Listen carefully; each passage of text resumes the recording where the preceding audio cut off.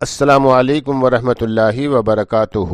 معروف عالم دین مولانا جلیل احسن ندوی رحمہ اللہ کی مشہور و معروف کتاب سفینہ نجات کے باب نکاح کے ذیلی عنوان خطبہ نکاح سے حدیث نمبر 206 پیش کرنے کی سعادت حاصل کرتا ہوں۔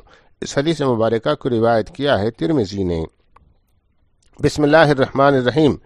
حضرت عبداللہ بن مسعود رضی اللہ تعالی عنہما فرماتے ہیں، اللہ کے رسول صلی اللہ علیہ وسلم نے ہم کو نماز والا تشہد بھی سکھایا اور نکاح کا خطبہ بھی۔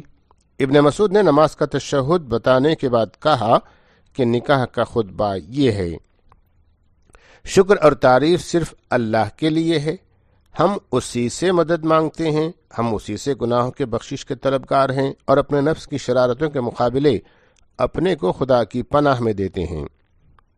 جس کو اللہ ہدایت دے اس کو کوئی گمراہ کرنے والا نہیں، اور وہ ہدایت انہی کو دیتا ہے جن کے اندر ہدایت کی طلب پاتا ہے، اور جسے وہ گمراہ کر دے اسے کوئی سیدھی راہ نہیں دکھا سکتا، اور گمراہ انہی کو کرتا ہے جو گمراہی کو پسند کرتے ہیں۔ اور میں گواہی دیتا ہوں کہ اللہ کے سوا کوئی معبود نہیں، اور میں گواہی دیتا ہوں کہ محمد صلی اللہ علیہ وسلم اللہ کے بندے اور رسول ہیں۔ پھر 3 آیتیں پڑھتے ہیں جو حضرت سفیان ثوری رحمہ اللہ کی تفسیر کے مطابق یہ ہیں۔ پہلی آیت سورہ آل عمران کی ہے جس کا نمبر 102 ہے۔ اے اہل ایمان، اللہ تعالیٰ کے غصے اور عذاب سے پورے طور پر بچے رہنے کی فکر رکھنا اور نہ مرنا مگر خدا کی فرما برداری کی حالت میں۔ اور دوسری آیت سورہ نساء کی پہلی آیت ہے: اے لوگو، اپنے پروردگار کی ناراضی سے بچنا جس نے تم کو ایک جان سے پیدا کیا اور اسی کے جنس سے اس کا جوڑا بنایا، اور ان دونوں کے ذریعے بہت سے مرد و عورت دنیا میں پھیلا دیے۔